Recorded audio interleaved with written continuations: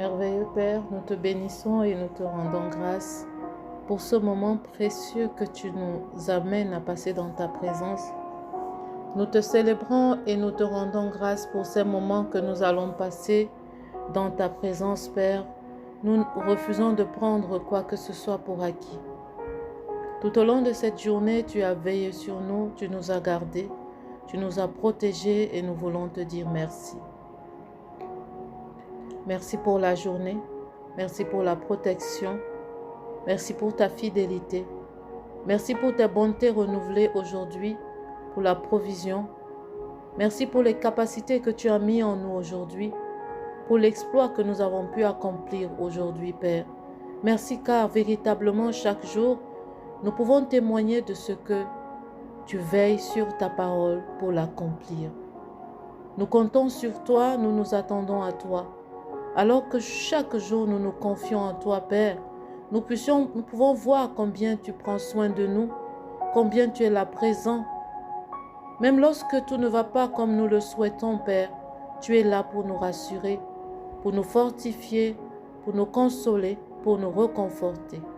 Que toute la gloire te soit rendue, Père. Nous remettons ce moment entre tes puissantes mains et nous prions afin que le Saint-Esprit vienne nous conduire, afin que le Saint-Esprit prenne le contrôle de ce moment depuis le début jusqu'à la fin. Glorieux Saint-Esprit, aide-nous à disposer nos cœurs, à te laisser être celui qui conduit ce moment. Nous nous attendons à toi. Merci parce que pendant ce moment, tu vas parler à un cœur. Tu vas annoncer une parole nouvelle à une personne qui est dans l'attente. Je prie que ce moment soit un moment de pure bénédiction, un moment de révélation, un moment d'encouragement, un moment d'édification et un moment de prière, vraiment où nous passons du temps chaque jour dans la présence de Dieu. Je prie que ces moments deviennent notre style de vie, parce que notre attitude va déterminer notre altitude. C'est au fur et à mesure que nous passons du temps dans la présence de Dieu que nous sommes transformés, que nous sommes fortifiés, que nous recevons des révélations, des instructions, des directives et que nous pouvons vivre la paix même dans les moments de trouble. Père, merci infiniment pour tout ce que tu vas encore accomplir ce soir à travers ta parole. C'est dans le nom puissant et glorieux de Jésus-Christ que nous avons prié et nous disons Amen. Amen. Bonsoir à toi qui m'écoutes ce soir. Je confesse que tu as eu une bonne journée par la grâce de Dieu. Je confesse qu'aujourd'hui, tu as pu voir la main de Dieu dans ta vie. Peut-être pas physiquement, mais je puis t'assurer qu'il ne passe pas un jour sans que Dieu n'agisse.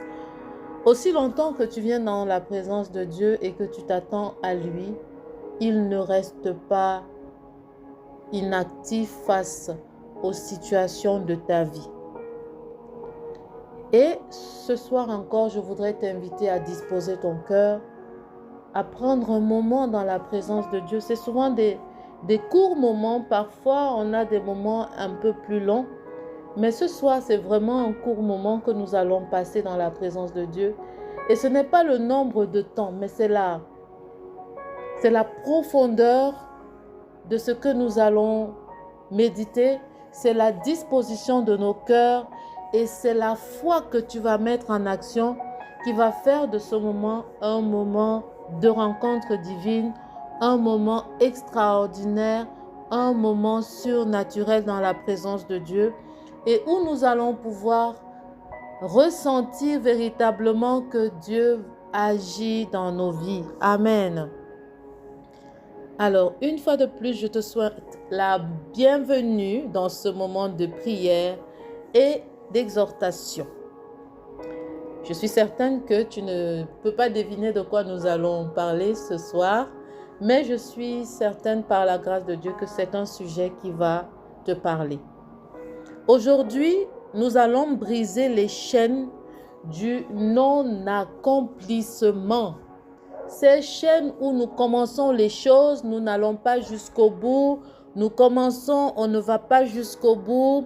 On tourne en rond. Nous allons parler de briser ces chaînes.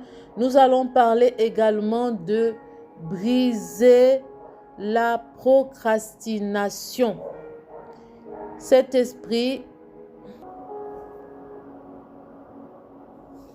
nous allons donc briser ces chaînes de la procrastination, cet esprit qui nous amène toujours à remettre à demain.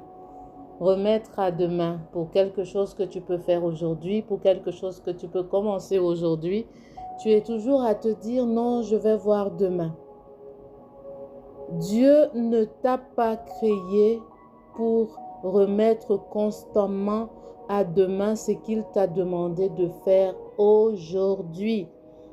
Il est temps de te lever, il est temps d'agir, il est temps de marcher avec foi.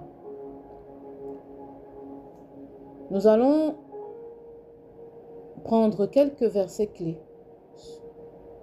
qui m'ont parlé. Le premier verset est tiré de Jean 17 dans son verset 4. Je t'ai glorifié sur la terre, j'ai achevé l'œuvre que tu m'as donné à faire.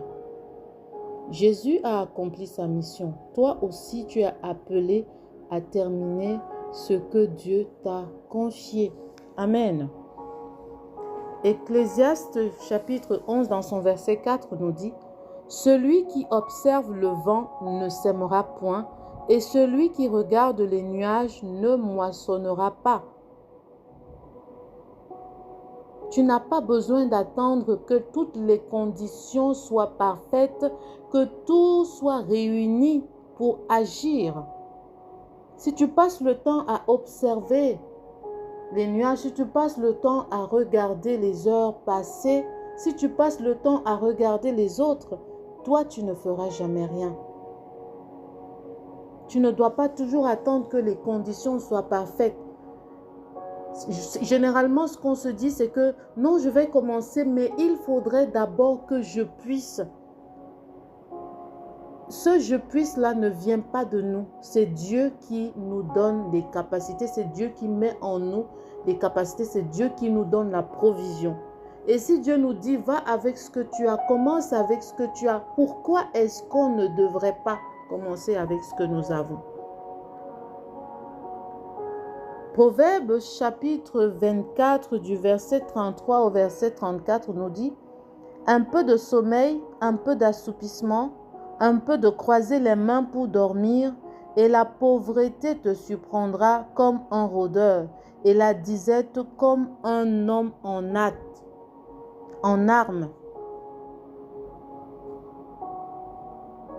C'est clair que si tu restes sans rien faire, la manne ne va pas te tomber du ciel. La manne ne va pas tomber du ciel.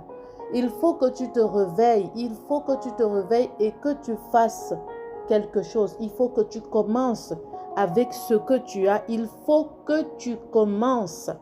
Amen. Josué chapitre 1 dans son verset 9 nous dit « Ne t'ai-je pas donné cet ordre? Fortifie-toi et prends courage. » Je ne sais pas si cette parole est pour quelqu'un ce soir. Fortifie-toi et prends courage et commence avec ce que tu as. Arrête de remettre à demain. Arrête de tourner en rond. Arrête de t'attaquer à 10 000 choses en même temps et puis finalement tu ne fais rien du tout. Commence avec un projet et va jusqu'à la fin de ce projet. Commence avec une mission et va jusqu'à la fin de cette mission. Si tu as un objectif à atteindre, si cet objectif est sur 1 an, essaye de subdiviser cet objectif en actions et commence à poser des actions concrètes. Donne-toi un délai pour chaque action. Je commence tel jour, je termine tel jour. Il faut que tu aies des objectifs clairs. Il faut que tu aies des objectifs SMART. Il faut que tu l'aies. Parce que si tu n'as pas d'objectif dans la vie, si tu te lèves le matin, chaque matin pour toi c'est ok, je commence où, je fais quoi, tu vas passer le temps à courir après le vent. Amen. La procrastination est un vol silencieux de destinée. Remettre à demain. La journée d'aujourd'hui est passée, elle ne va pas revenir. Même lorsqu'on dit que Dieu achète le temps, Dieu va racheter le temps, il faut que nous puissions faire notre part de ce temps. Il faut qu'on puisse organiser notre temps. Même dans Habakkuk, on nous dit, écris cette vision. Quelle est cette vision que Dieu t'a donnée? Il faut que tu écrives la vision. Je t'encourage à acheter un livre du pasteur Juliana. C'est un magnifique livre sur la vision. Il faut que tu aies des objectifs dans la vie pour arrêter de procrastiner, pour arrêter de tourner en rond, pour arrêter d'imiter. Parce que tu vois quelqu'un faire quelque chose, tu te dis que toi aussi tu peux te lancer dans cette chose-là. Ce n'est pas forcément ton couloir. Tu as ton couloir à toi, tu as ce couloir sur lequel Dieu t'attend. Mets-toi dans ce couloir et tu vas voir que tu vas prospérer dans ce couloir. Mais tu as ta part à faire, il faut que tu commences quelque part. Toi-même, tu sais ce que Dieu a mis dans ton cœur. Tu connais les rêves que tu as. Tu connais les projets que tu as. Tu connais les livres que tu dois écrire. Tu connais les entreprises que tu dois créer. Tu connais le ministère que tu dois lancer. Tu connais, au fond de toi, Dieu t'a parlé. Mais chaque jour, tu remets à demain.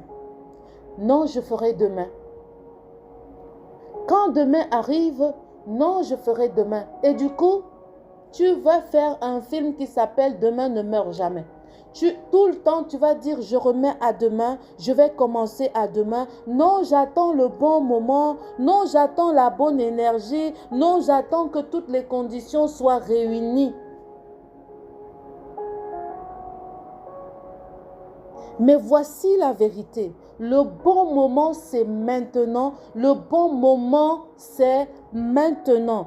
Dieu ne bénit pas les intentions. Dieu bénit les pas d'obéissance. Ce n'est pas le je vais que Dieu bénit, c'est je commence que Dieu bénit. Dès lors que tu prends action, dès lors que tu commences, oui, là, lorsque tu te mets en action, c'est à ce moment que tu commences à voir la main de Dieu.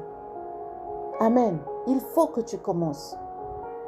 Le bon moment, c'est maintenant. Souvent même, ce n'est pas le démon qui nous bloque. Parfois, on est en train de dire, cet esprit de procrastination, feu sur toi. Hein? Ce n'est pas l'esprit de procrastination. C'est toi-même là. C'est toi-même. C'est le manque de discipline, c'est le manque d'organisation, c'est le manque de clarté, c'est le manque de vision, c'est le manque de foi qui fait souvent qu'on va renvoyer à demain. On va renvoyer à demain.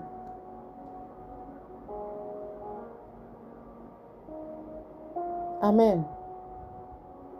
On va prendre le cas de Néhémie.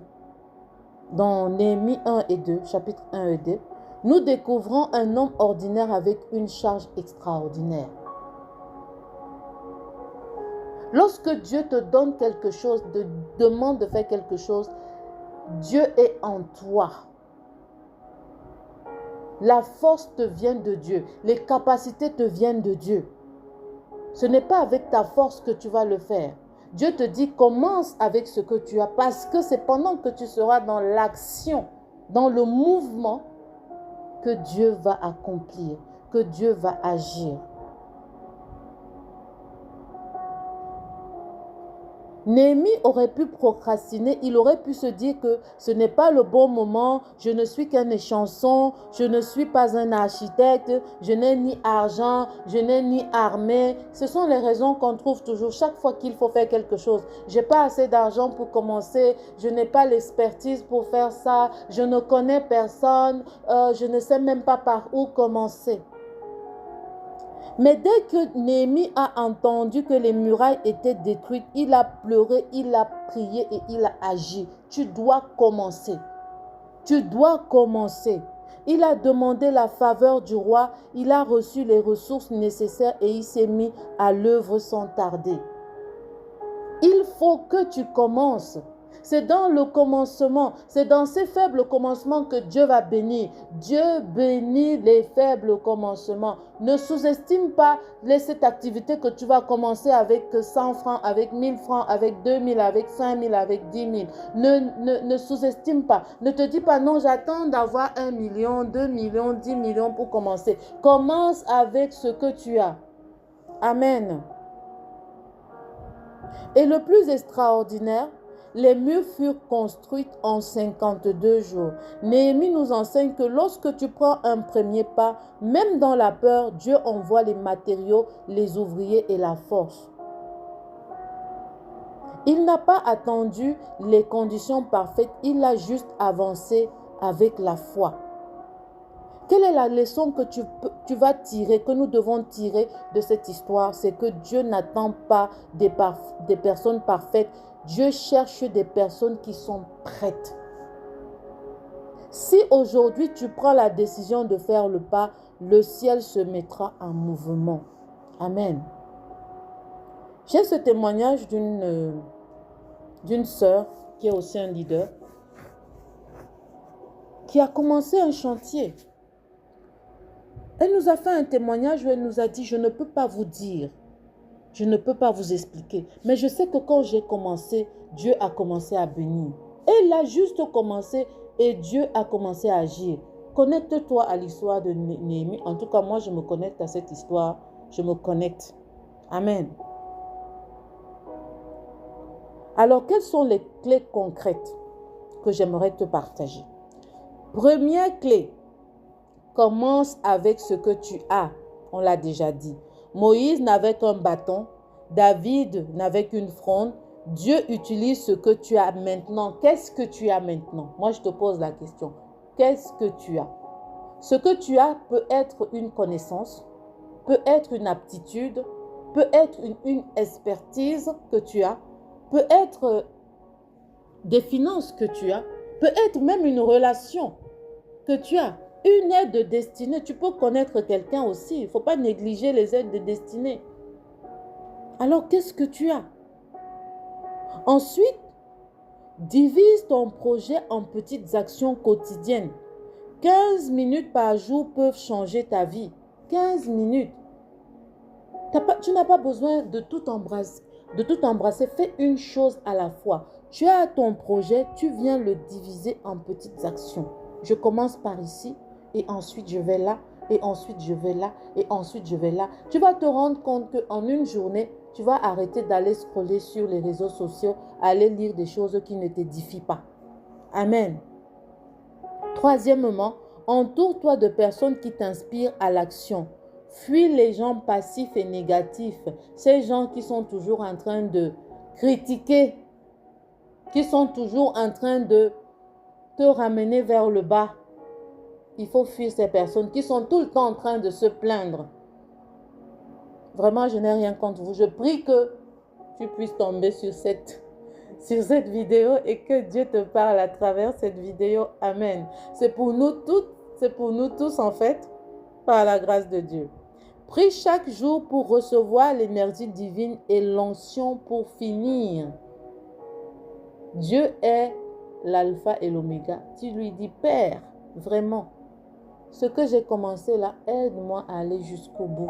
Je ne veux pas m'arrêter en si bon chemin. Donne-moi la force de continuer. Donne-moi la force de persévérer. Parce que même dans tes projets, tu vas trouver des situations qui te donneront envie d'abandonner.